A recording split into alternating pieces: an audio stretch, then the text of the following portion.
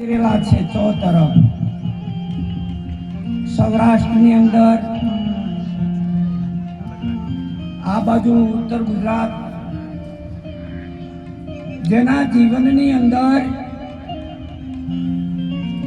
અનેક જીવોને ચેતાવ્યા અને આ મહિમા ખરેખર અજુરામ મહારાજનો છે। આ વ્યાપકપણે અજુરામ મહારાજનું દર્શન કરી લો મહાપુરુષો। જીવનની અંદર જે આવું કાર્ય કરે છે એને એના સદગુરુ મહારાજ ઉપર નિષ્ઠા એવા મહાપુરુષો આવું કાર્ય કરતા હોય છે। બાકી તો ધન મળ્યું પણ ધર્મના માર્ગ ન વાપરે, તન મળ્યું સંતોની સેવા ન કરે, ભુવન મળે સંત ન પધારે તો ઠામ અશુભ ના એવા। આ મહાપુરુષોએ દેખાડી દીધું છે સદગુરુ મહારાજનું જે વચન જેમ છે તેમ નિભાવી ધન ધર્મના માર્ગે વાપર્યું, તન સાચા સંતોની સેવામાં અને હરિભજનમાં ધન છે। આવા મહાપુરુષને કોટી વંદન છે।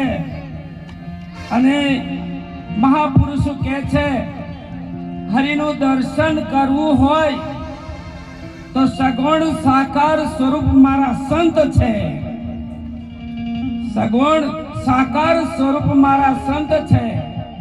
તુલસીદાસ મહાત્મા પણ કહે છે કે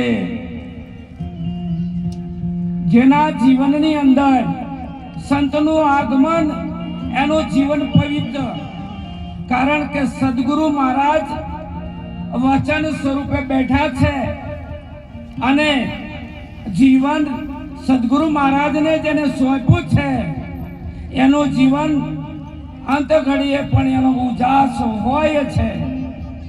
આ ઉજાસ ખરેખર મહાપુરુષને આપણે અંતરના નાદથી તાળીઓથી વધાવીએ કે ખરેખર અજુરામ મહારાજ એના જીવનની અંદર પેદલ હાલીને અનેક જીવોને ચેતાવ્યા છે।